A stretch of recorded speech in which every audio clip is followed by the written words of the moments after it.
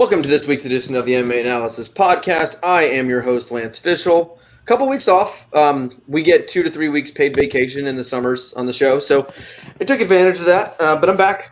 Wes is not back. I heard you were crying because your boy got embarrassed. So Which you couldn't one? show your face on this podcast. I have a lot of boys. They get embarrassed. The one that was 2 weeks or 3 weeks ago now. Oh, the bees? 265. Yeah, I mean, that was, not shocking. That was just But it makes it even worse that he lost who he lost to, because the guy he lost to you hate because he's French and doesn't do much. That makes it worse. If he just got knocked out, it is what it is. Well, but I think what made it worse is not even that, it's that he didn't try. That he was did nothing. Weird. He choked. He did not try. He didn't throw a punch the whole time. It's like his best way to win was to beat Derek Lewis, and he wasn't. He tried to be French. Derek Lewis got scared. He got out Frenched. Ooh, that's scary. I know. I don't want to do that. I know. But yeah, so we had a card last week. I watched it like off and on. It was my anniversary weekend, so me and my wife were actually at a we did like a staycation. We were gonna do the California thing, but like you pulled pin. We ended up not doing Cali. Oh. It just did not seem worth it in the end. Too much vid out there or what? Yeah, a lot. And the riots, there's all kinds of stuff going on in LA. So we didn't go to LA. So there's this gigantic hotel that's like a small city that's like in Nashville. It's called Opryland. And they have there's like 20 restaurants in it, like 10 bars, and it's like this. You have to Google it. It's the craziest hotel you'll ever see in your life. And we ended up staying there for like 3 nights and did some drinks and food. So it was good. It was good to get away for a few days. I got Vegas in a couple months, so that's happening because that's work too. So work. It is. So it's personal and then work. So you combine the two, and they pay for everything. I know. Yeah. So I'm getting there on a Friday, so it'll be like Friday, Saturday, Sunday. I'm staying at Caesars or Planet, one of the two, and I'm comped. And then I expense the flight out there because it doesn't matter when I go, they expense a whole flight. And then I'm staying at the Aria for 3 nights for the conference. I'm gonna die. Probably. Are you getting your whole crew out there that you usually get out there or no? Yeah, so they'll all be out there Friday, Saturday, Sunday, and then they all leave Monday, and then I'm like switching hotels Monday to the Aria. It's rest. like a good hard reset though, from like the party weekend to like now I have work to mode. pretend How many, to be is that in gonna be work like? mode. That's gonna be like 6-7 days in Vegas. Yeah, it's gonna be a lot. It's gonna be 6 days in Vegas. It's gonna be a lot, and that's taxing. I'm trying to think what's gonna be harder, like the personal stuff, like from a drinking perspective and all that, or work stuff. So like I'm gonna be with there's 10 of us going for work, so it's a big group. I'm like really good friends with them. We haven't seen each other in a long time. It's Vegas plus the conference stuff and the happy hours. Like I think it might be more drinking and stuff during the work part than the personal part. Well, you're gonna have to drink because you're gonna be so fucking hungover from the boys trip. Yep. Yeah, I don't know. I'm gonna have to take it easier on the boys trip, prepare for the drinking of the work trip. Probably not a bad idea. It's good, and the conference starts at like 7:30 every day in the morning, and then it goes till the conference goes till 5, and then you have happy hour from 5 to 7, and then it'll be client dinners after that. It's gonna be a whirlwind, and then That sounds awful. I already had my flight change and stuff on the way back because you've probably heard flights are getting changed all over the place on these airlines because of shortage. And when I get home at midnight, it's gonna be a wreck. It's not gonna be great, but I'm excited for it. Is Barry looking after the little pups? My dad's coming for the first 3 days. Oh yeah, I guess that makes sense. Yeah, so that'll be fun. Nice. That'll be fun. You guys got any big plans?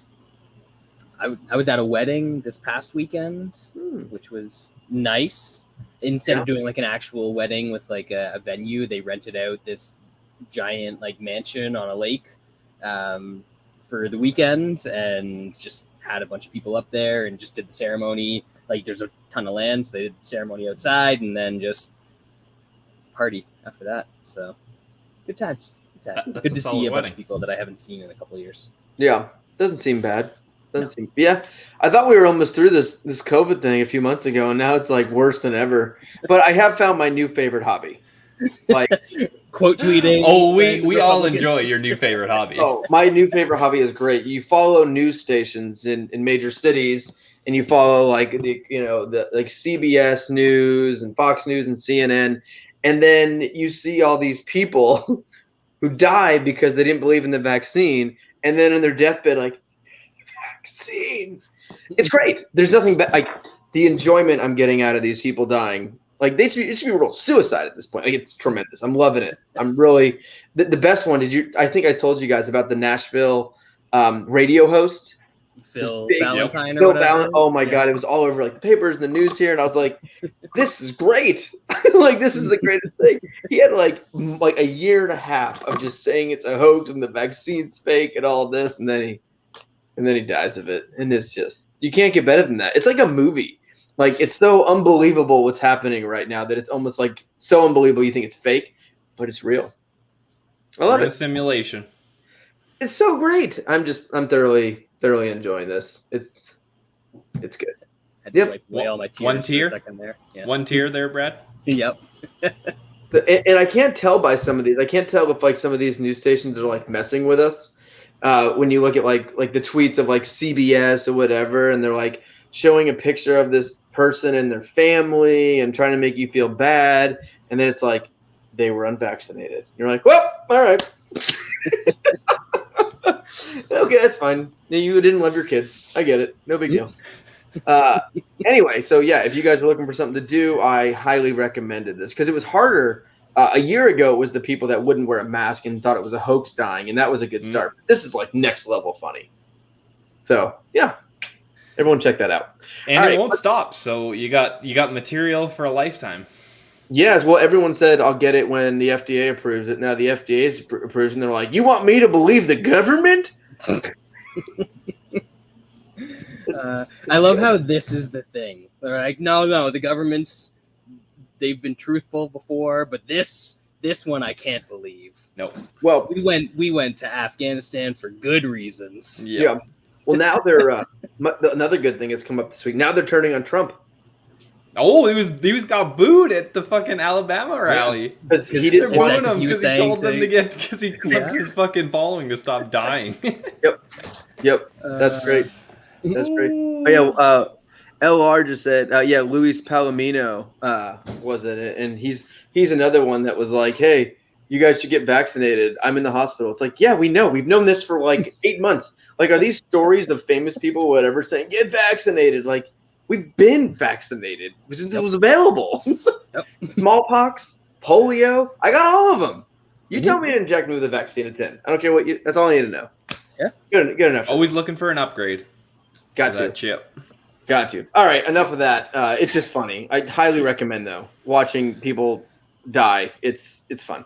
All right, let's move on to last week's card. So, like I was getting into when I first started talking, I saw most of these fights. I was like watching my phone, we were watching TV at night and stuff like that. But it seemed like it was okay. The main card I stopped paying a little bit of attention to, but.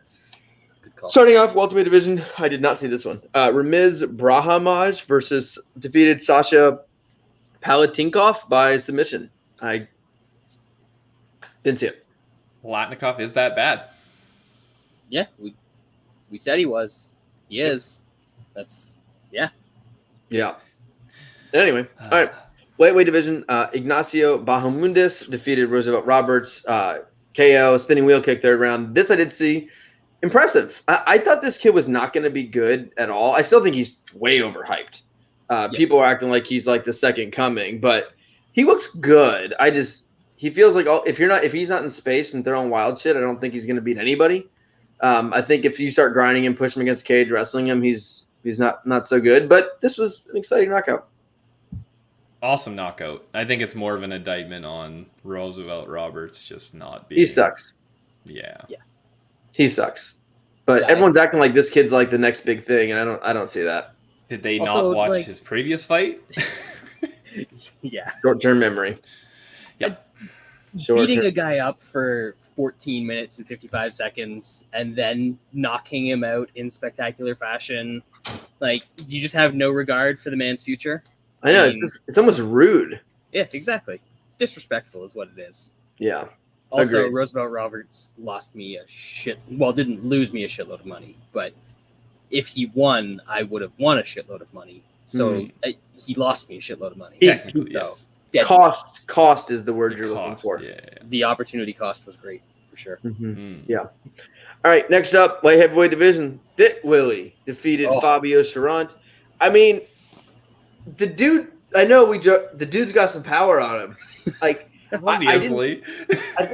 I only picture Thick Willie's wins with getting knocked down, like Glover, right? Get knocked down on top, he reverses. Like, I didn't even think it was possible for him to knock anyone out in the feet. Like, I didn't see that as a possibility of this fight playing out. I just figured he would be on top of someone and just brutally beating the shit out of him. But I'll take it. He landed one punch. It didn't even look like it was this huge bomb that would have murdered someone, but it was just the power in that guy's hands. I mean, the thickness. I got him at the distance. I think it was like plus 150. Just stupid fucking line. You guys, I assume you guys bet inside? I just parlayed him. I just bet him straight. Yeah, I mean, he wasn't going to win a decision, and they gave you an extra buck on the inside the distance, which I didn't understand. But it was tremendous. The most important part to note is that he recognized that the Venom trunks not working. Not enough room in there, if you will. Switch to the compression shorts, which, I mean, didn't do a very good job of compressing anything. You really can't compress that. Yeah. No. But it helps with the balance. And that's why it was hilarious. The final sequence, I was watching the fights and my wife was in the room and they were like, oh, Cherant with a big right hand. And I was like, did you guys not see the left hook that Thick Willie just landed? And then he landed another one that was way worse, like the shitty, and knocked him out because the commentators are bad at their jobs. Yeah. Down with the thickness, though.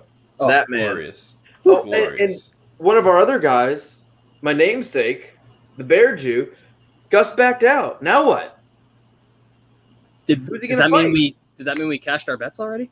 Well, I never bet it because I don't bet right before the fight, but he was like plus 120 or something versus Gus. Like maybe one of the worst lines I've ever seen. It opened like plus 170 and everybody bet it until Gustafsson realized and fucking pulled out. He's like following the betting lines. It's like, I think the public knows something. I'm out. I want no piece of the Bear Jew. I'm interested to see who they match him up with now because I don't want him to wait too long. He's not young. He's not a young man. No. All right. Josie Nunez, Bea Malicki. I got no. Quite enjoy the 7-inch reach disadvantage and height advantage knocking out the the other person. So bad. And then of course you get the GoFundMe for the chick that got knocked out because of course. Oh, the girl who got knocked out was the one that got the Jake Paul money? No, is that this week that chick's fight? I forget who that is. But no, the one that set up a GoFundMe is the one that got knocked out because obviously she got paid, 10 and 10 and obviously only got the 10. So now she's R.I.P. Yeah. R.I.P. Tough. I had this fight. Bantamweight division, Brian Kelleher, Domingo Pilarte. Just an easy win. Boring wrestling win for old Boom Boom, but I was completely happy with how we played this. And he said he was talking about Sean O'Malley next. Like, hey, if you want to fight unranked guys, I'm unranked. I kind of like that fight because I think it would look exactly like we just saw. Probably worse because I think he would tap O'Malley at some point. O'Malley would quit. Yeah, O'Malley's a big time quitter. Yeah. Like the whole thing with O'Malley saying like I get paid the same no matter who I fight. It's like, yeah, dude, and you'll continually be paid the same for the rest of your career. I saw people like, wow, smart. O'Malley's smarter than I thought. I'm like, that's smarter than you thought. I'm cool making this. I never want to get the big bucks. I'm just cool hanging out here. I like my paychecks. I have no ambition to make more money. Like, what an idiot. Every time that guy talks, I get sad. I mean, it's not bad when you're like early in your career and have major holes. But once you're he's a borderline. Once you're later in your career and still you need to get this shit going, man. And he's a top 20 guy. he's very, very popular. If he thinks he's good, he would take a top 10 guy and knows if he gets a win, then he is right there for big promotion, main events, money, or he can just do what he's doing. That seems to be, maybe he can quit again when he hurts his ankle. He got a boo-boo. He definitely seems like the type of dude that struggles mightily with self-confidence. He's a loser. Yeah. He projects a lot. Yeah. One thing, I saw tweets about all of these fights. I watched them like yesterday, just on the recording. People were complaining that there wasn't a 10-8 in this fight. What? Why? All the rounds look exactly the same and nothing happened in any of them besides laying on him. Yeah, he landed a couple elbows in every round. I'm the 10-8 guy. No one. Yeah, damage. 10-8s. We need some damage. Yeah, I need something. Like I understand the utter domination, but with said domination, I need some damage. I need some aggression. I need you to be. To me, it's like you have to be close to some sort of finishing, fight-ending sequence. Whether it's you drop, so like if he would have dropped him and he would have rolled backwards and Frankie Edgared his way around the cage and then laid and prayed, like sure, maybe, right? But no, there was no semblance of a 10-8. No. All right, Austin Lingo, Luis Saldana. I literally forgot about this fight already. I watched it, I think, but yeah, very forgettable. Yeah, these guys aren't good. No. Z Hyper Blue Nose, career advice, health advice, life lessons. There's all kinds of things here. I'm a very, very successful man.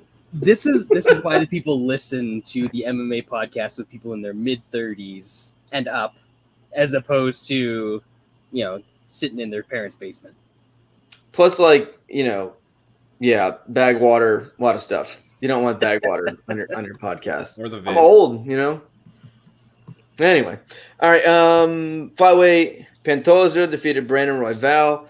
This was a little. One of my bigger bets on this card was Kelleher Pantoja parlay, and I was a little bit not feeling it in round one, but Pantoja's just so fucking tough, and he's so slick.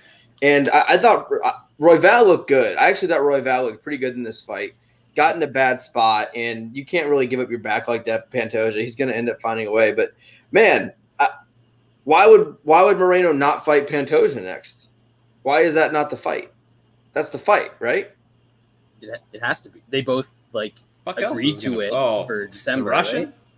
I guess Fuck the Russian. Who? The guy that had a draw with Moreno. Asker?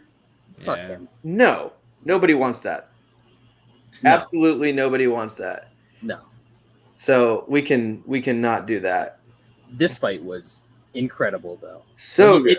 It's rare in 2021 where you actually see a fight that has a lot of fun scrambling. Yeah. But this one was that, and then also some dumb shit striking. And it was I don't know how long it lasted, 8 minutes or whatever, but it was an 8-minute car crash. It was incredible. And there's a way to promote this. Pantoja's 2-0 versus Moreno. Oh yeah.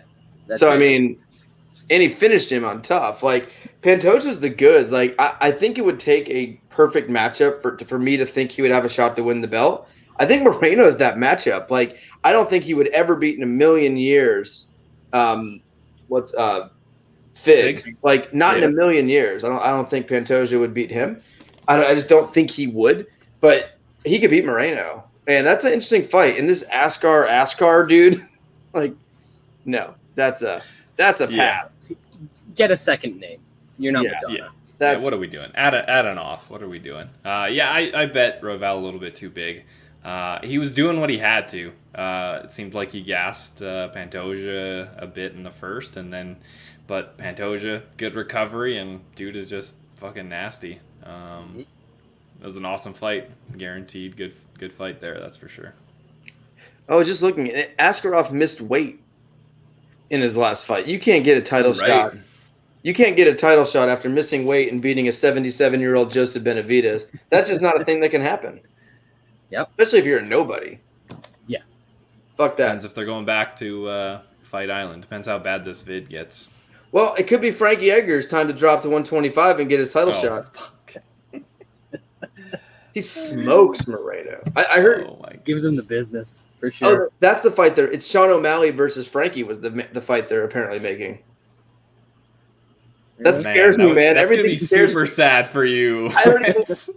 Frankie can definitely just, if he's smart, just not even throw a punch in the feet, right? He can.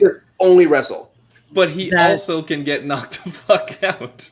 That feels like a fight where I'm going to lose a bunch of money on Frankie as a dog. And be very sad after, because that's the guy that does it. We would get like plus 175 for Frankie, and we would just absolutely unload. And then Frankie would be up 2 rounds and then get knocked out. Mm-hmm. So, I don't know, man. Frankie takes him down once. That dude might just quit. So, I don't know. We'll see. That's true, yeah. I was going to say Frankie's not up 2 rounds in that. If Frankie's up 2 rounds in that fight, he's winning that fight. Yeah, it's over in the first round for him, or it'd be like the Cub Swanson fight. Just steal his will to live. Lightweight division, Vince Pichel defeated Austin Hubbard.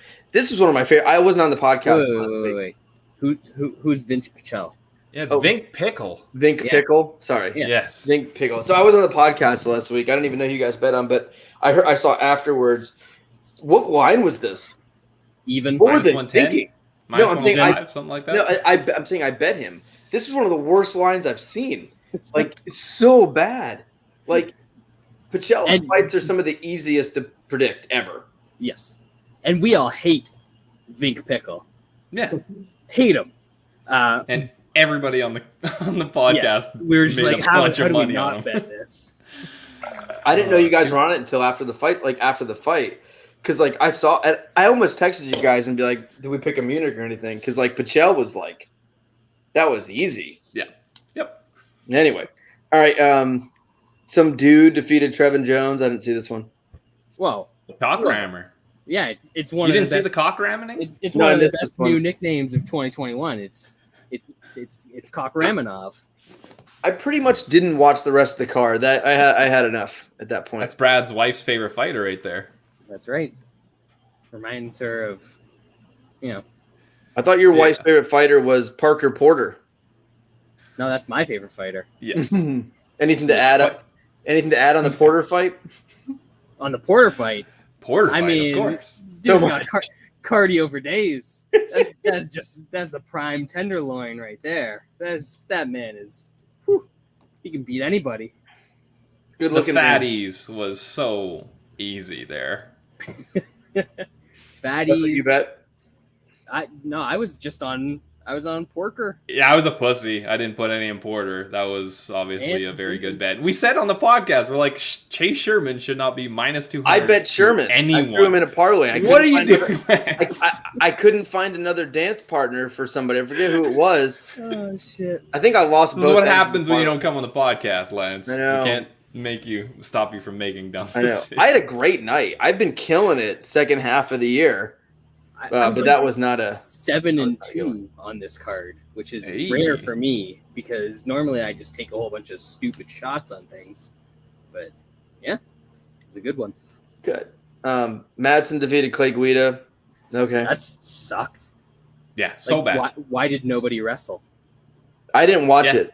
No one wrestled? No one wrestled. Madsen went for one takedown and didn't. It was Madsen versus Guida in a striking match? That must have been real fun. Yeah. It was awful. Oh. Pass. And then he called out Gregor Gillespie. Like, yeah, okay, man. Dude, I thought he might have a little something, like not anything get close to a title shot or even close to like top 10. He is. I don't know if this was just a bad. I mean, he had a bunch of shit going on in his life. Like that might be why, but I don't know. I don't see this guy. I know he's very, very old. I don't expect him to do anything. We're getting to Saturday. Don't worry. Yeah. We're almost there. This is standard. We're about 30 minutes till we get to the card. Yeah. I didn't like I said. I was already done for the night. I could only watch so much UFC on my phone in a hotel room on my anniversary without getting murdered.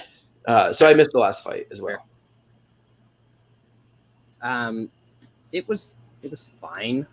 Like it was competitive, but even when I'm watching these cards on fast forward on the PVR, like it's too much. It's too much. Like this was, yeah. Super low volume. 1-3-4, I think. It was a fine fight.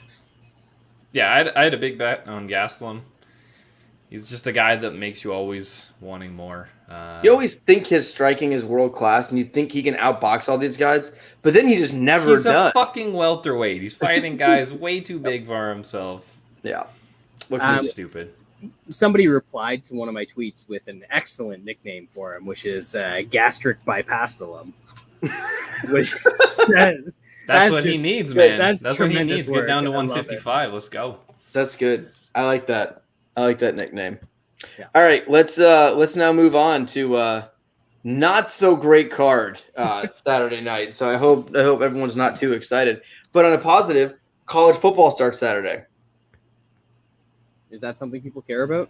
Yeah, I think they care more about that than Giga Chikadze blah blah blah, where they deliver. He invented the liver kick. So I've heard that. Yeah, he did. He invented the liver kick himself. Yeah. So yeah, there's some fights here. So we'll attempt to cover them. You know it's going to be a great card when you got Guido Cannetti just starting it off right. So in the bantamweight division, we have Mana Martinez versus Guido Cannetti, who's still in the UFC. He is. You, Sean?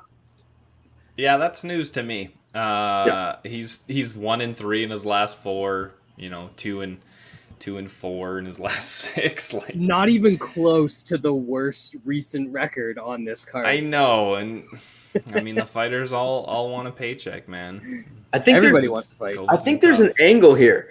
So Cannetti, who's a big underdog here, right? He has never made the bell in one of his losses in his whole career.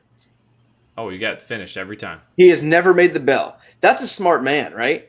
Yeah. If you're not going to win, why waste that time when you could be spending it training for your next fight? Ooh. So get out of the cage, get in the back, and start working out so you do better next time. So what is Mana Martinez inside? Well, him TKO is plus 115 at some legal books. I mean, it's minus 125, 130 in places. That's not that bad. He's 8-0 with 8 KOs. I was going to say, what's round 1? Because all of his finishes are like round 1, aren't they? 230. Martinez, it's only plus 230 for Martinez round 1. It's way cheaper at that at some other books. It's been hammered down. He's like plus 170, plus 130. Martinez TKO plus money is not bad. You can get Martinez TKO at plus 115. Yeah. On FanDuel. But also, we have to remember this guy sucks. Does he? How do we know?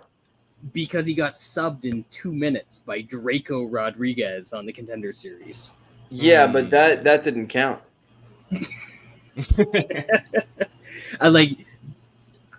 It feels like he should win. He should win by KO in round 1. But man, this is way too big. He's way too big of a favorite. He has not earned this. He hasn't beaten anybody good to be in this position. And also, Guido Cannetti is not good. He's 41 now. Yeah, he's coming into his prime. It's prime time Cannetti time, baby. Why is he fighting still? He's 8-5 and he's 41 years old. Because everyone wants to fight in the UFC for 10 and 10. Right. Argentinians age differently. He's been in the UFC since 2014, and he has 2 wins. It's a stellar career. It's a Southern Hemisphere thing. The careers go in reverse. So he loses all the fights, and now he's going to win all the fights. It's just like how the toilets flush backwards. The only worry with playing Martinez KO is Cannetti's preference is to give up his back and get choked out. That's his preference. The dude's been finished by rear naked choke like 5 times, I think. He's lost 5 times in his career, 4 rear naked chokes, I think. So if the going gets tough, he just rolls to his stomach. Wait, what's the subline then? Oh, it's probably outrageous. Well, I mean, it's kind of a battle of both worlds. You got a guy who only strikes versus a guy who never gets knocked out but likes to get subbed. 1,000. Oh, okay. Interesting. All right, Munich. Should we change it up?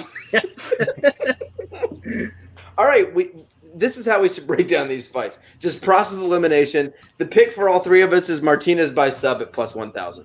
Absolutely. Easy money. Lock it Easy in. money. Hell yeah. That's how you cap fights. That's how you do it. All right. People we've kind of heard of. Featherweight division, Jamal Emmers takes on Pat Sabatini. New Sean.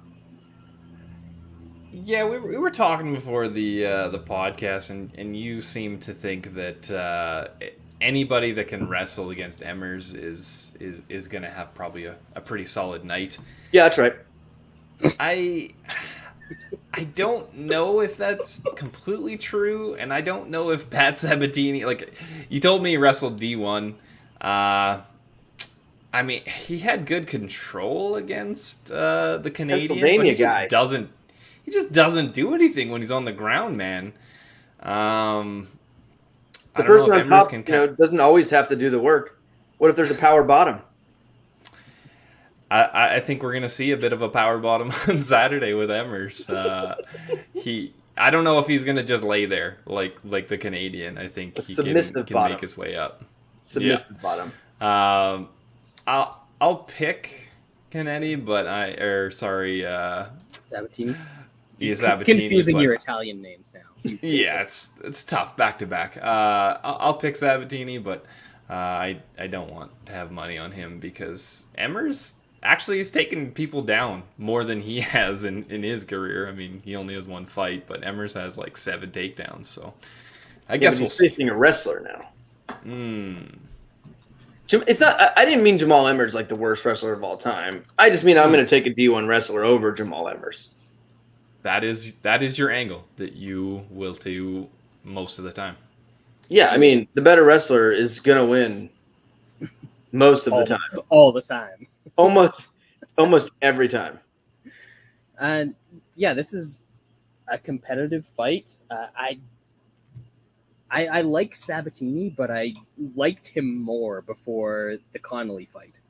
Like, something about that fight, like, cardio didn't look great where it's normally looked good in the past, and I don't know, just didn't do a lot. So I'm not sure how much I can trust him to do a lot against Emmers, and I can see Emmers just sort of like jab him in the third round and win a split decision or something like that. So I'm a little hesitant here, but I would lean towards Sabatini as the dog, but I do not feel good about it, so I haven't bet it yet. Yeah, I like Sabatini here, and Sean did make a good point. I would never bet on this fight if it was a real card. Yeah, you're getting forced. It's forced in your hand.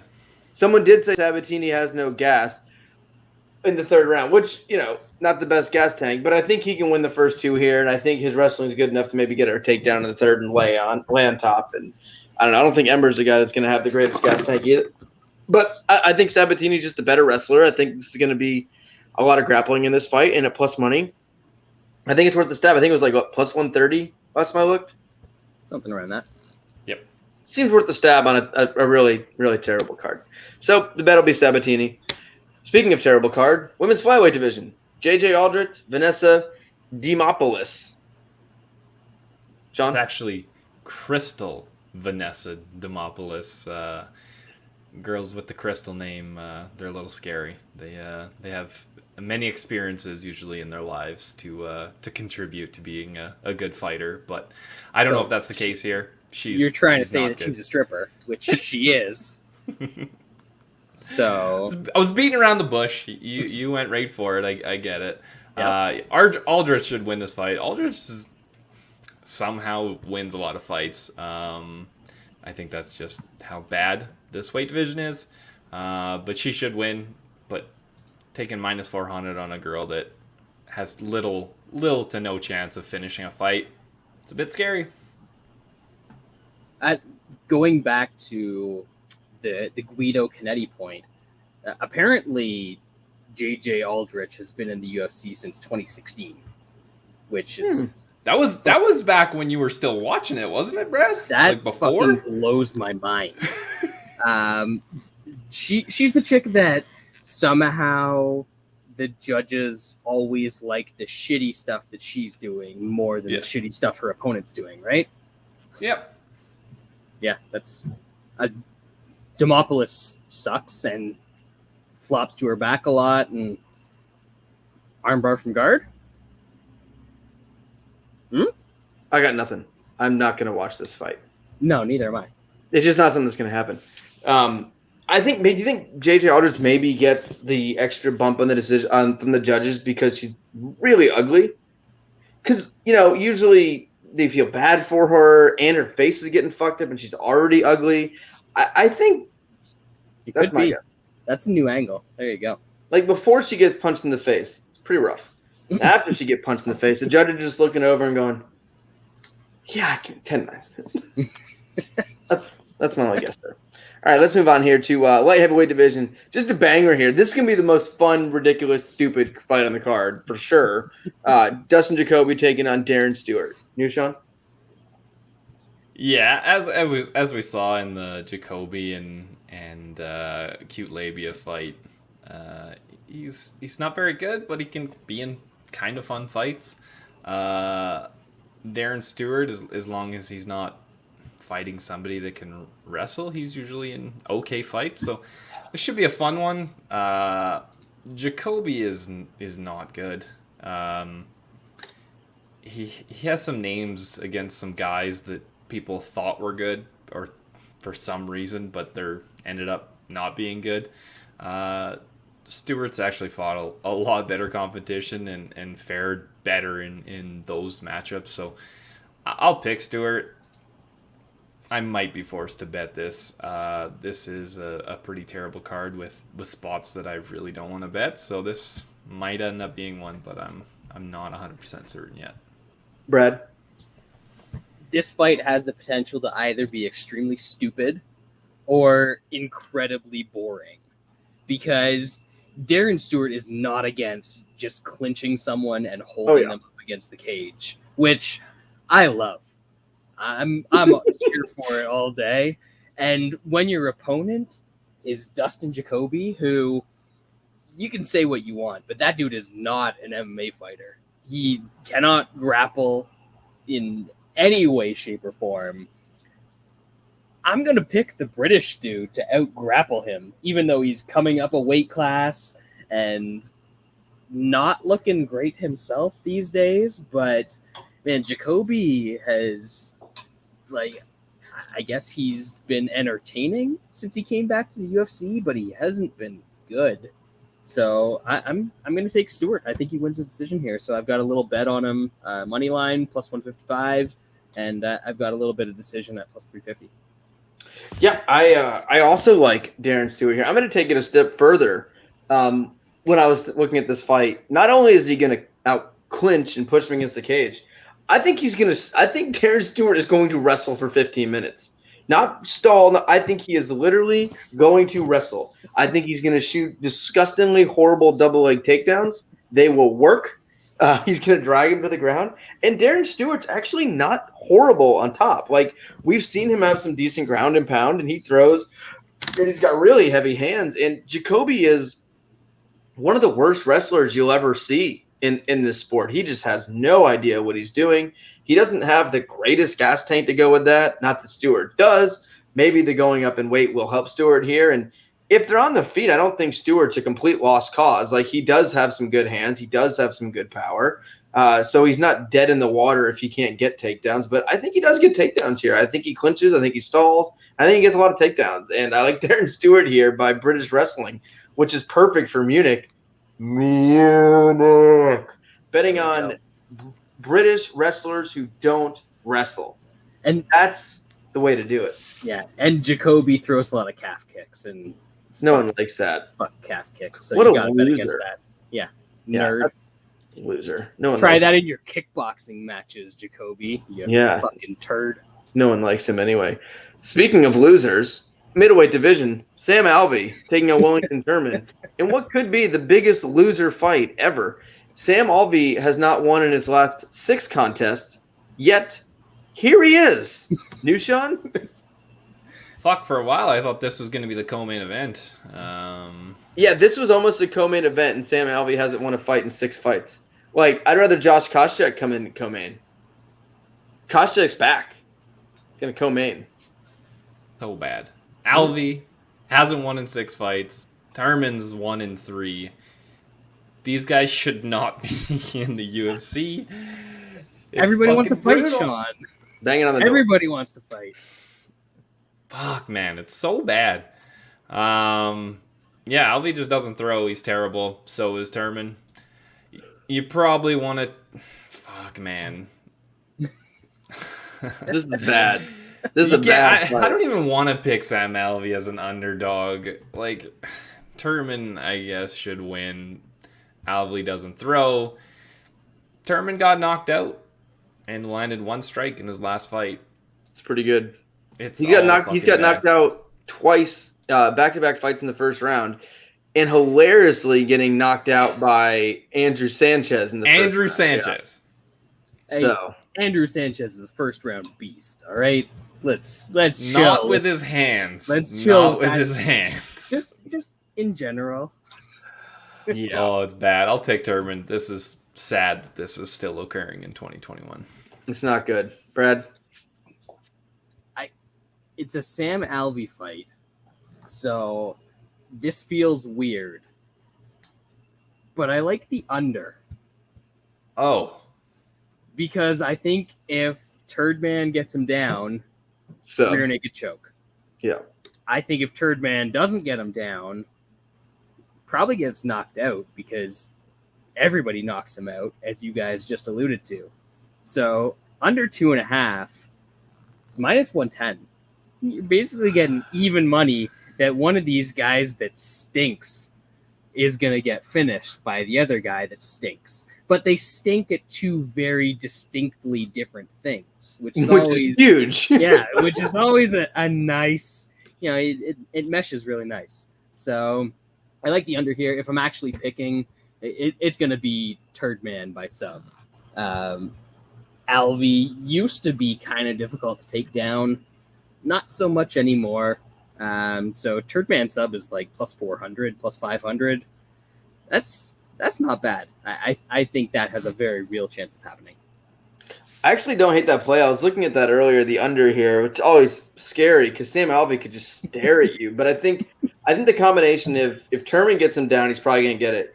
And then he also gasses real bad when he does make it farther in fights. He has no gas tank, and Alvey does still hit hard. I would say that's the one thing Sam still has is he does hit very hard. And, we saw him, I think it was the Span fight where he landed some big shots and hurt him. And he's done that in a few of his fights where he can actually land, some pretty big shots. And I would not be surprised in late second round, early third, and Turman just gassing hard, just trying to make it to the stool and gets clipped by Sam. So I actually, if I was to take a prop, not just the under, I would actually think I like Alvey TKO at plus 310 more than I like him getting subbed.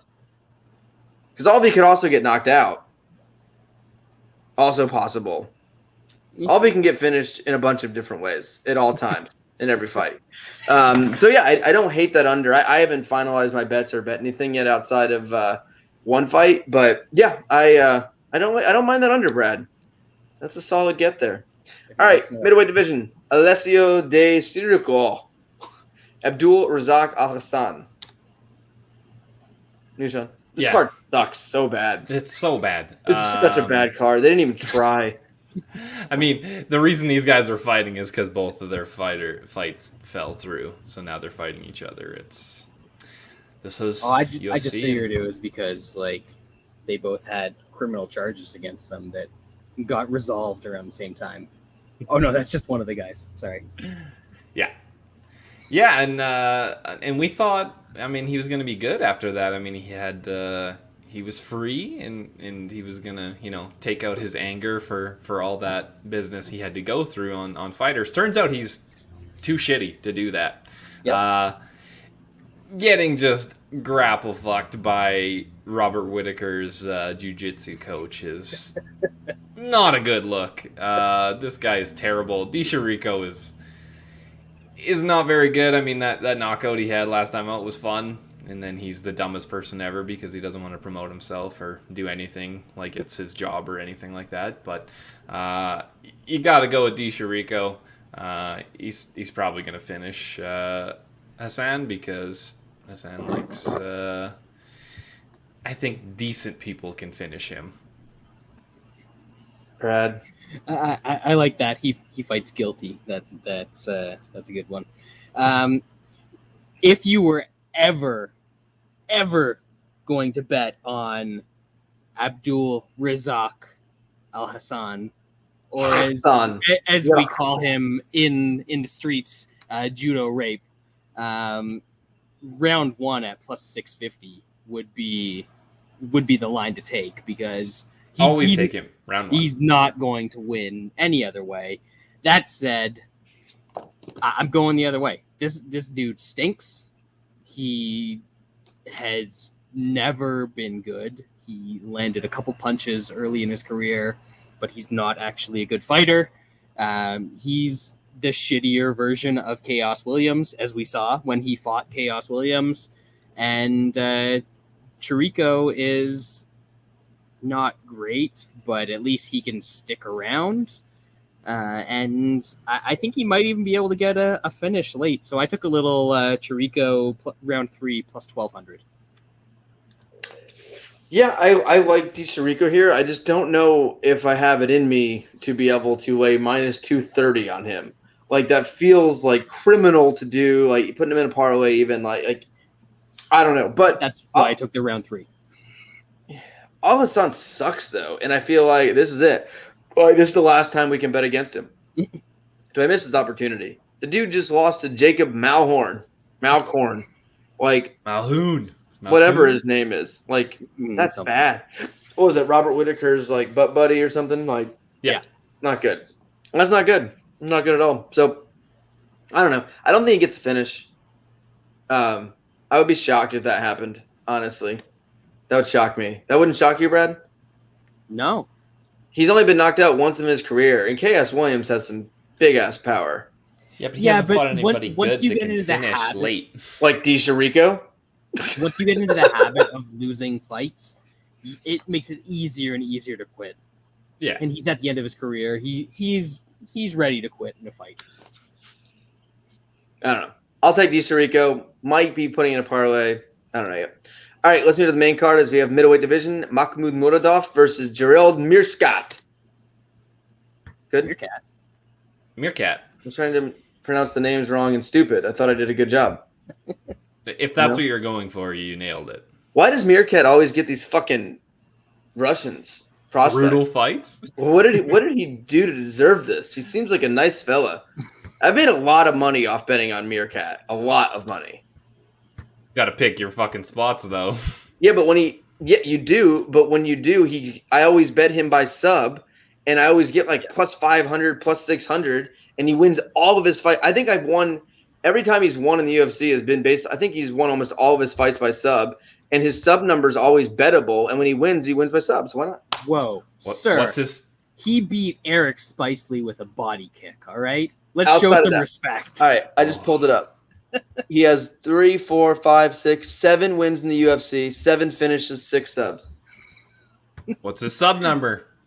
I saw inside at plus 700 at. Oh, we got his sub number is plus 1,000 on some legal books. Stabby. That's nuts. I think that's a good way. Like, if you're gonna bet Muradov, you might as well just hedge with that a tiny bit of money because I think that is literally his only way to win. That's always his way to win. No matter who he's fighting, that is his only. I don't care who he was fighting. He could be fighting the best jiu-jitsu guy ever. His only way to win is still a sub. He doesn't know how to win other ways. Yeah, I don't see him somehow TKOing Muradov. Muradov has been subbed. That was 8 years ago. So this is it. I guess he's due, according to Lance. He's due. Muradov is pretty decent. He probably is going to finish Meerkat, but plus 1,000 on a guy with that is his win condition. It's probably not a bad take. Brad. But he also might get knocked out. Like he's probably going to get knocked out. 30 seconds into the first round. Like I think it's going to look exactly like the last random Russian number 7. where he got knocked out for the first punch. Yeah, the GOAT. Did he retire yet? He did retire, and then the blood money is forcing him, or he'll kill him. Is this still the summer? Is the summer of 2020 still his time to shine in the second coming? Yeah. Or are we still waiting on that? Because we're almost to 2022. So I just want to know how long I'm supposed to wait. Isn't this when everyone said he was going to have the middleweight and welterweight belts, right? Yes. Hell yeah, dual champ. He's got them, by right? end of 2021.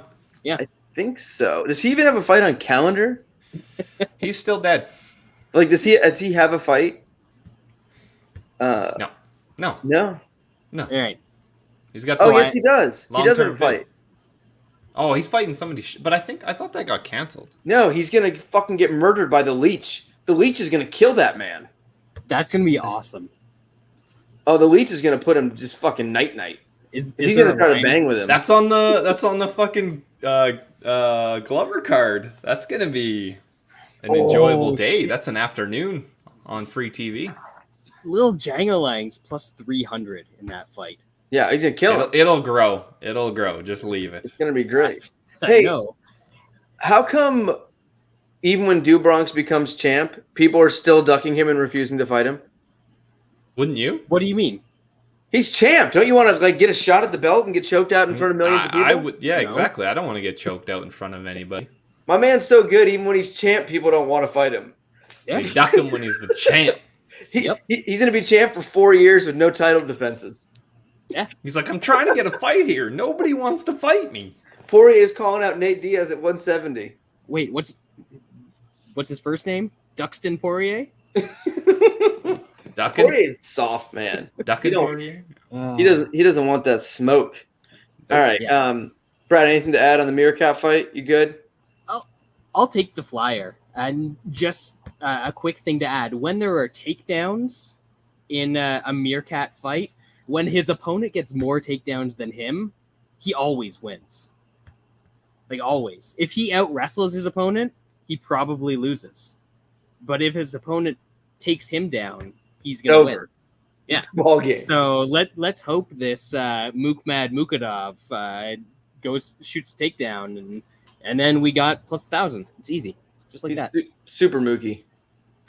All right, we go to a tough fight. We got 3 of them. I watched a few tough fights this year. A difficult fight? This is not one we need to spend a lot of time on. It's like minus 600. But middleweight division, Andre Petroski versus Michael Gillmore. I don't know who Michael Gillmore is. Petroski, on the few fights I did watch, looked pretty fucking good. I don't know who he lost to or how he lost. That seemed weird. I thought he was going to win, but I don't know. You, Sean? Gillmore's a 34-year-old that was just on The Ultimate Fighter, so that is obvious. Nothing. He seems like a top prospect. What an absolute waste of fucking time. This guy could have just fought on Contender. His name is Michael, and he managed to spell it wrong. EA. McKeel. Yeah. It's McKeel. No. This guy, he just looks like this. He's 6-3. All 3 by subs. What's the sub number? It's probably not that good considering he's minus 600 or whatever. Petroski's a sub guy. He is. I took a little bit of Petroski round 2 because it looks like sometimes he likes to play around a little bit and take his time. So I took some round 2 at plus 400, but he's probably just going to take him down and smash him and arm triangle him in 30 seconds. Yeah, it sucks because usually sometimes you can get these sub guys and their TKO probably nice so that you can kind of bank on them just punching them instead of locking in a sub, but it's not even. It's only like plus 250. Yeah, so that round 2 is probably nicer. What is inside on him? Like minus 250? Oh, minus 170, minus 200, something like that. That's actually not that bad because he's definitely going to win and he's definitely going to finish him. Yeah, minus 200. That's not bad. I'm going to play that. I know. Laying the juice on inside is... This dude's a beast. I know you guys didn't watch Tough, and I only watched like a few episodes, a few of the fights, but this dude's like legit. Like as far as his skill set. He's gigantic. He was a D1 wrestler. He's mean. His ground and pound's good. His sub game's good. Absolutely no striking, which is what I want out of my wrestlers. You didn't need to say anything after D1 wrestler. Boom. And this guy's smart enough that he hasn't learned how to box a tiny bit, so then he's not dumb enough to stand on the feet. Yes. Now, call me crazy. If you were a dominant wrestling, and I want, if I was your coach, I would never let you practice boxing. I'd be like, ground and pound only. Yeah, like I want you to pretend when you're on the feet, it's illegal to punch people. And the only way you're allowed to punch them is if you take them to the ground. That's how I want my wrestlers to fight. Don't even attempt to be a boxer because you're going to be a better wrestler. I always want you to wrestle. Get another drink. Good idea. Good idea. All right, let's move on. Because they're tough fights. I was like, why is this fight down on the card? Welterweight division, Kevin Lee, Daniel Rodriguez, not too bad. The return of Kevin Lee, who just said he should already be ranked at welterweight. So there's that. I thought he retired after Drew Bronx just put him night-night in front of all the COVID. Yeah, well, he was so embarrassed that he needed to shave his head and put a tattoo and change his weight class. Witness protection program. He went into witness protection. He gets subbed by Drew Bronx, tries to wrestle, goes out, tries to wrestle the referee, and then starts adamantly complaining about the stoppage. Yeah, Kevin Lee is gonna always be. He might be the Gastelum of fucking 155.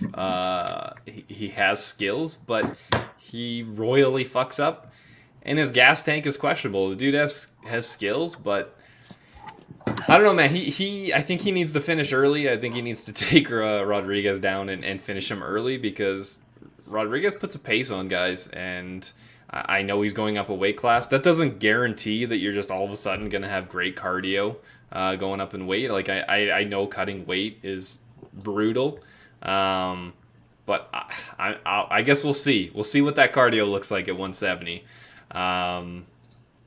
I'll pick Rodriguez. I know he's the underdog. It might be a good live betting opportunity. I know Lance always loves that. If Rodriguez can survive and not look terrible in the first, it's probably a decent live bet there. Brad? All right. So Daniel Rodriguez has fought Preston Parsons, Top 10. Mike Perry, Duh. Nicholas Dalby, Dwight Grant, Gabe Green, and Tim Means in his UFC career. And he has been taken down 3 times, and he has gotten 1 takedown. Kevin Lee is going to take him down and absolutely smash him. Like, yeah. I don't think that this fight is close. One of these guys has been fighting terrible welterweights and making very competitive fights out of it. And one of these guys has been fighting excellent lightweights and usually winning fights until those guys don't go away in round 3 or round 4 and then finds a way to blow it. I don't think that Lee is going to face the same amount of resistance against Daniel Rodriguez that he faced against the guys that he's fought at lightweight. I think that the wrestling is going to come pretty easy. Honestly, even the striking, I don't think is going to be hugely in favor of Rodriguez in this fight. I don't think it's a good idea for Lee to turn it into a striking bout. But I don't think he's going to be completely lost in that territory. I like Kevin Lee a lot in this fight. I'm probably going to end up parlaying him. Yeah, I think this is actually a much easier fight for Kevin Lee than what he was supposed to have. So he should be excited. I think Brady's actually a tougher matchup because he's going to give him more problems on the ground. He's going to be a better wrestler. This is actually a perfect fight for Kevin Lee. And I think you brought up the Gastelum situation. I don't really see that as similar. Gastelum is way undersized, and he missed weight because he's a fat moron. Kevin Lee missed weight, not because he was out of shape, not because he was a fat moron, but because he was too big for 155. He was a really big 155, and I thought he was just too big. I didn't think it was because he's lazy or he was but there's fixes to that. You can drop fucking muscle and lose weight. But do you want that? Do you want that, though? I mean, it might give him better fucking cardio. I think maybe he's better. We've seen this a bunch of times. Maybe he should be at 170. Maybe he's a 170-pounder. I don't know. I think this is not a Gastelum situation to me. Kevin Lee missed weight like 7 times, and he was jacked when he missed weight. Like, he wasn't fat like Kelvin. Like, I don't see that as like a comparable. It's almost like Rumble. It's like Rumble is just too damn big, you know. And it's like I think Kevin Lee is more on that side of it. And Kevin Lee is a very, very good wrestler. Rodriguez is not. He's not a good wrestler. He's not that good of a fighter. And the thing Kevin Lee is young. I feel like Kevin Lee's been around forever because he's 28. Yeah. He's only 28. And like, this guy he's young, and maybe this is what he needed. Maybe he needed Dubronx to embarrass his family on national television when there was nothing else on because everything was canceled besides Dubronx choking out Kevin Lee. It was the first card I came back for too. It was tremendous. So Literally the only event on sport, like only sporting event all weekend, was Kevin Lee being embarrassed in front of his family. Maybe that's what he needed. Maybe that is going to help him. And I think this is a perfect matchup. If this was versus Sean Brady, I would not be betting on Kevin Lee because I do think Kevin Lee needs a wrestling advantage and someone who is kind of a fish in the ground. So I like Kevin Lee here. I do think he's going to take him down. I think he gets a sub here, but he could also beat on him. But yeah, it'll be Kevin Lee here. And then we got a couple tough fights. Bantamweight, Ricky Turcios, Brady Hiestand. New Sean? I have 0 for this fight because I didn't watch Tough. I mean, I have seen Turcios fight before. He's all right. I'll pick him because I don't know who the other guy is. That's fair. Fucking Tough, man. I can't believe it's still going on. Brad, I know you have no idea. I've actually seen Turcios fight because he fought on like a legacy card a decade ago and a Bellator card like half a decade ago. So I recognize him. He's all right-ish. This Brady Hiestand guy, Wes told us in the group chat that he's gonna come out here with the update or with the upset. And I looked at his record, and he's 5-1. So his 5 wins have been over 0-2, 0-0, 0-4, 0-6, 1-12. Oh, there it is. Yeah, there it is. He got somebody with a win, baby. And there then we go. He stepped up to face Chad Anneliger, who was 9-5 at the time, and he got stopped in 2019. So Wes, you're full of shit. I'm backing Ricky Turcios in this one. Yeah, I watched Turcios his first fight on Tough. He's a bit of a wild man. And if you just look at after Brad breaks on the record, but if you just look at the picture of Brady Hiestand, like, he ain't about that life. Like, he looks like he went to Beverly Hills High School and was like, "Do you think if I get a tattoo, people will think I'm cool?" Like it looks like he's about to put on his collared shirt and head to an interview at Princeton, real quick or something. So yeah, Turcios is a bit of a wild man. Trains the team Alpha Male, which not as good as he used to be. Maybe it's a bad thing at this point, but I mean, he's been around for a while. Like, he's still younger, but he's been around for a while, and he's faced better dudes, been in bigger organizations. Like, I know when I'm betting contender fights, like, I base pretty much everything when I'm betting on the contender series fights around what camp do you go to and what orgs have you competed in. You can win a contender series literally just looking at those two things and usually get enough information to figure out which side's going to win. And I think Turcios is just a more experienced, better guy. So I don't know if I'll bet on it. I don't know about that. But if I was going to bet on either tough fights, it would be betting on Ricky Turcios. Middleweight division, Brian Battle takes on Gilbert Urbina. You, Sean? Speaking of guys that have beat a bunch of guys with no wins, a Battle has 5 wins.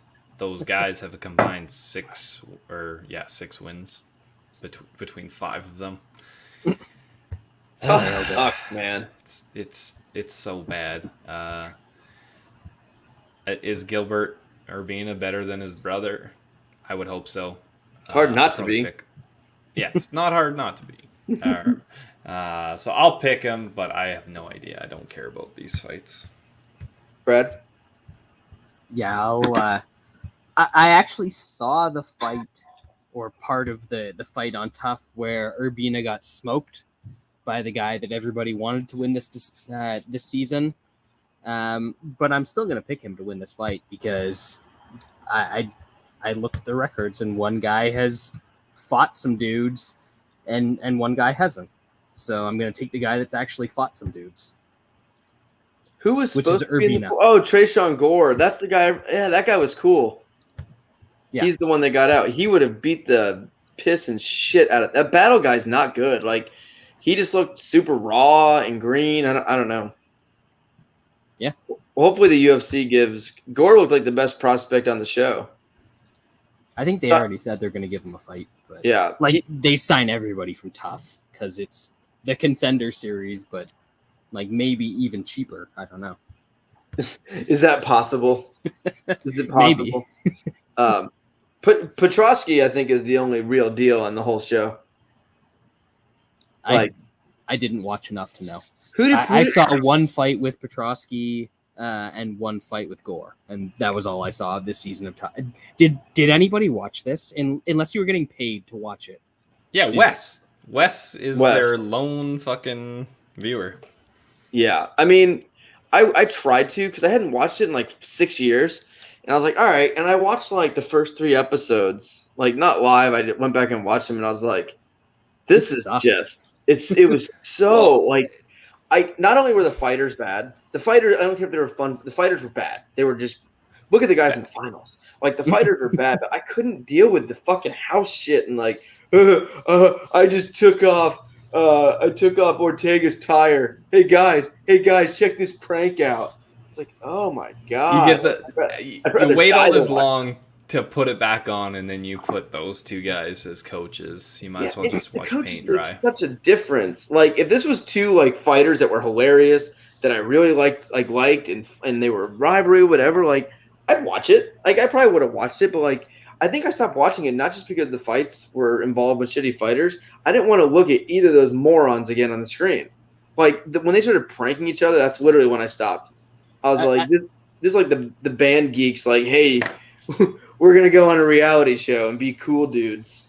Imagine if they said, "All right, Connor, we're gonna pay you $5 million to coach Tough.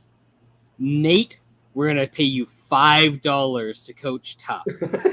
Both of them would have agreed to it, 100%. Yeah.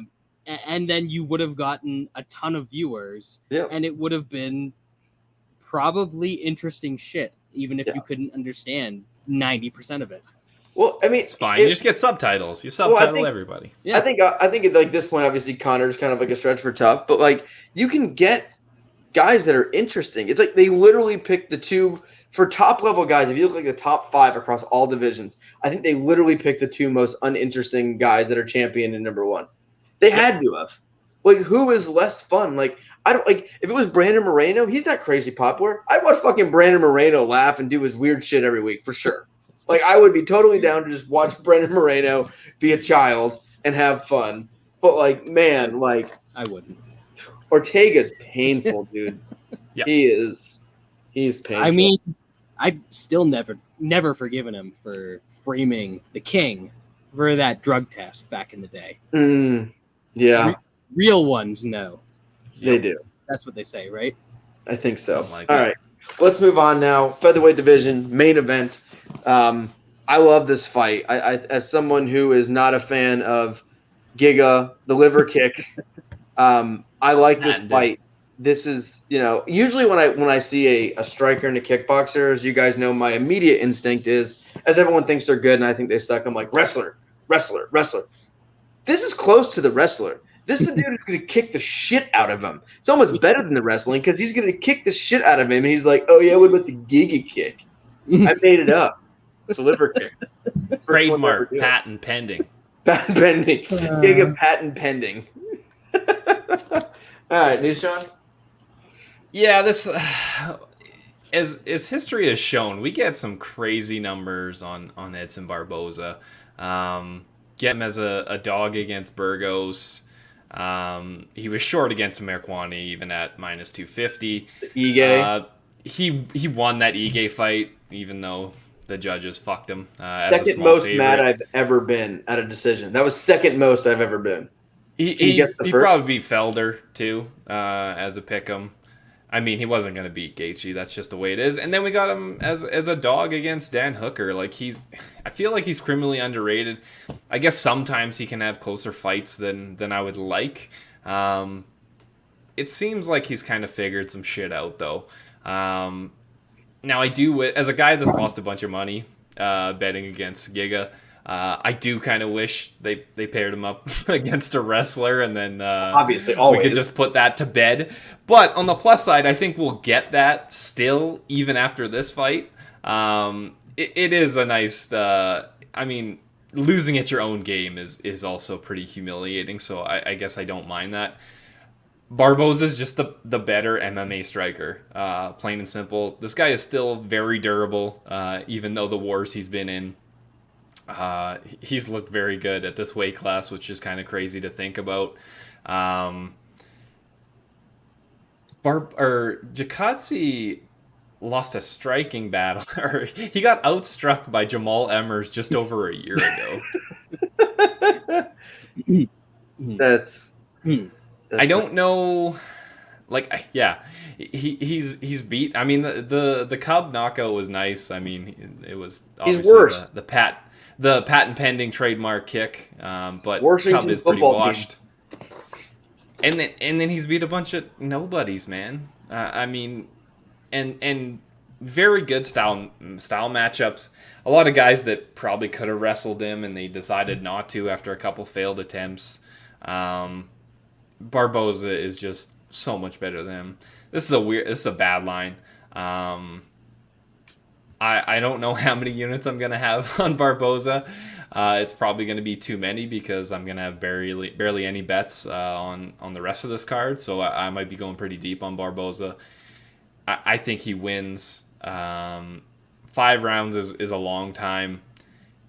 I wouldn't like to be on the receiving end of Barboza's kicks and punches for 5 rounds. We'll see if Giga can take it. I think he might get melted a little late in this fight. Brad, can you guess my number 1 most hated judge's decision of all time? Frankie Benson 2. So easy. Worst decision ever. For the moment and how big it was in a title fight, that's the worst decision of all time. I don't think there's a second worst decision. UFC 144? What's that? Was that the card? Oh, I don't know. I used to be able to know like what cards were and things like that. I asked you before the show what card was last week's last pay-per-view, and my guess was 256. I know. I'm just trying to prove my point. I think I might be close to that.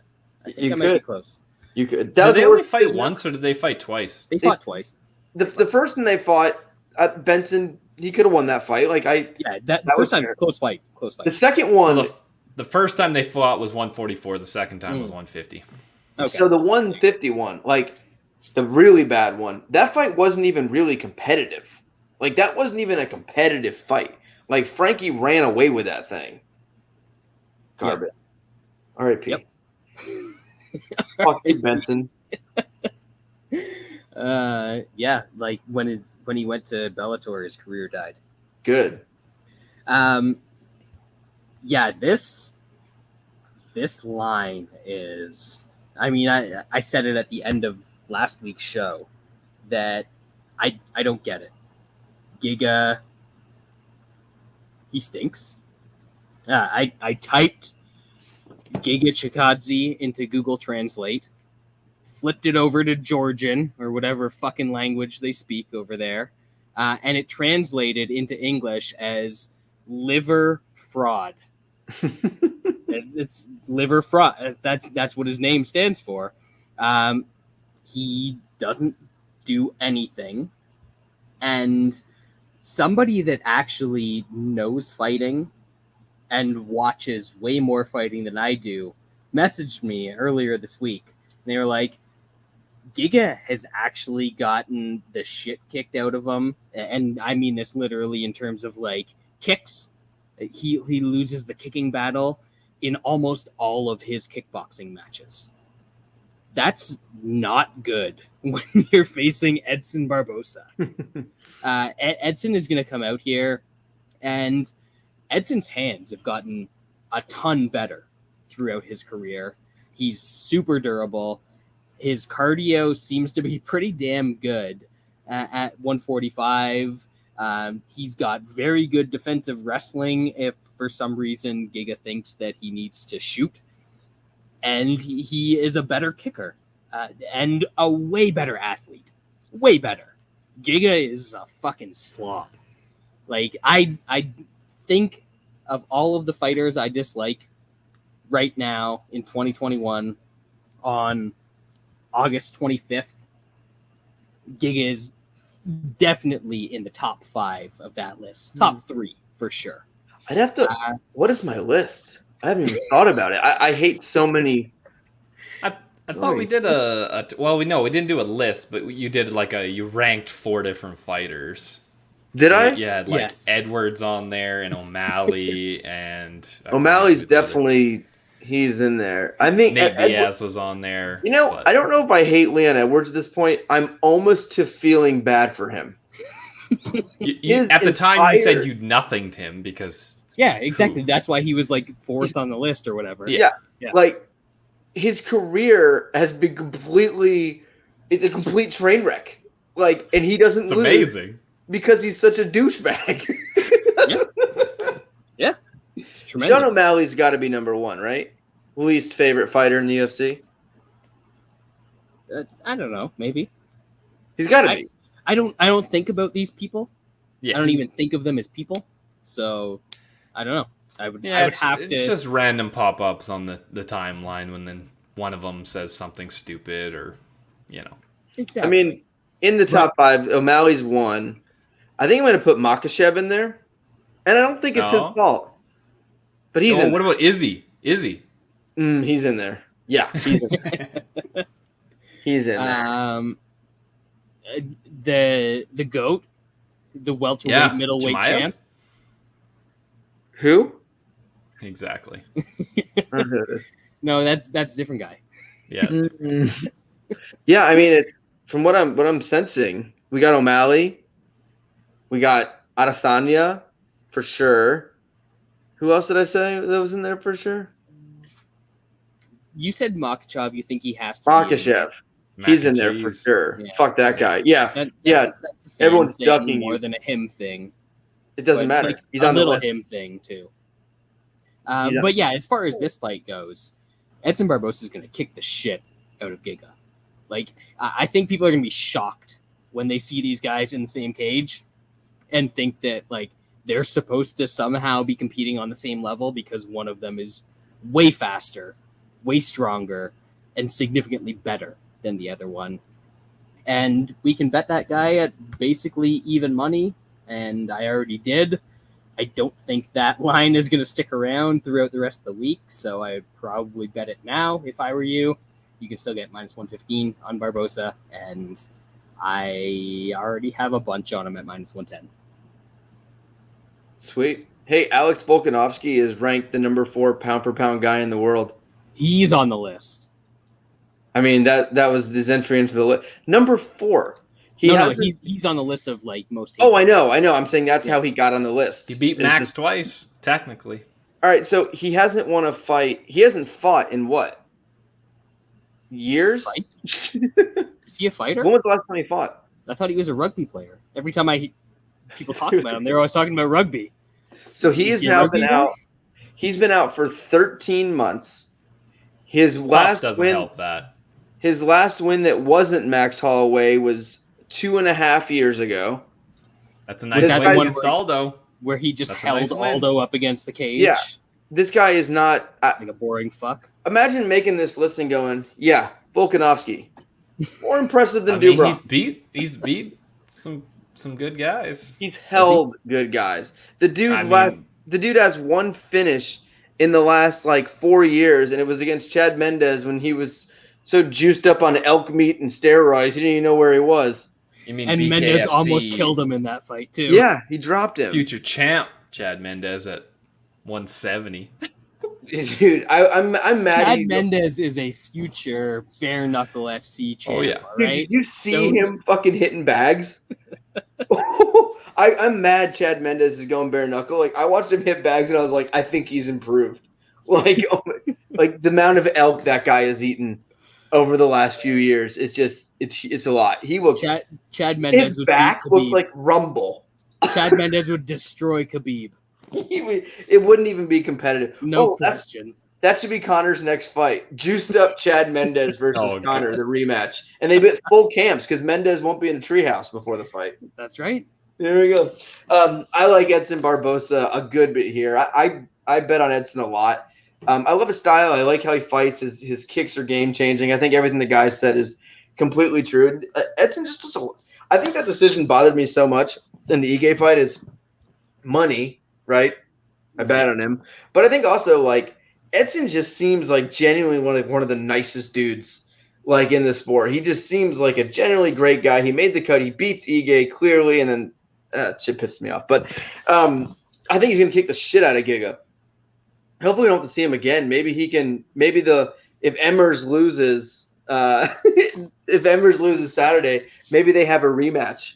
You can do Giga Emmers 2. That was And a Emmers will contested get the decision. this time. Yeah. So maybe that's the rematch they can make after this. So this is going to be the consensus bet of the week. It's going to be Edson Barboza. I don't know if he gets a finish here. I don't think he does. He could get a 4th, 5th round finish. I think he just kicks the ever-loving shit out of him for 25 minutes. And he does have the wrestling in his back if he does need to go that route as well. So I do it for this week's show. Not the greatest card this week, but there is fights and there's college football on Saturday, which is good. I like football. Yay! PLL playoffs. But next week. PFL. Do you guys have any last-second PFL plays? No, PLL. Oh, no one knows what that is. What about PFL? Sean, do you have anything for Friday's card? Pretty good card. I don't bet that stuff. Brendan the Loogie. Loughnane. Yeah. Loughnane, You got Bubba Jenkins, Chris Wade, Shoeface versus Sorty. That card is better than the UFC card. Mosey versus Hendricks. I'm looking at it for the first time right now, and it's significantly better than the UFC card. This is a great Shaman Moraes. This is a great card. Bobby Moffitt. Jason Knight. Yeah. Dude, who's I mean, you have to bet Bobby Moffitt, right? I don't know. You don't have to do anything, Lance. Oh, the line change. When I had looked earlier, Moffitt I thought was like a big dog. Oh, no, it's even money. Moffitt opened it. He was at open. He was plus 150 at open. No, he was plus 175 at open. Oh, damn. That was a bit of must bet. Yeah, anyway. That's fair. Well, but yeah, PFL, I'm probably not going to watch, but you should watch because it's better than UFC right now. Yeah, just bet on Juice Matanch, Juice Shoeface, Brandon Loogie, the wrestler Bobby. You got all kinds of stuff to do. You got Bubba Jenkins. Fade the Russians. You got Bubba Jenkins versus Chris Wade, which is almost too funny. Is that like potentially the most boring fight in UFC or in MMA history? It's going to be just a super sloppy striking match. So Bubba Jenkins is probably 400 times the better wrestler than Chris Wade. So it'll probably just be a dominant wrestling match. He's gonna work tilts in there and try to get points. It's gonna be anyway. Appreciate you guys joining us this week. We'll be back next week. Enjoy the fights on Friday and Saturday this week. Have a good night.